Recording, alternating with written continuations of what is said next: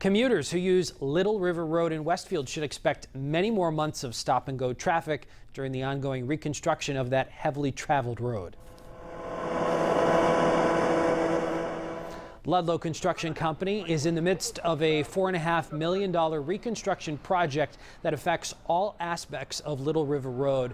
Improvements from utilities to drainage and sewers. Project foreman Brian Moylan told 22 News when the work's finally finished in the spring, Little River Road will be significantly better.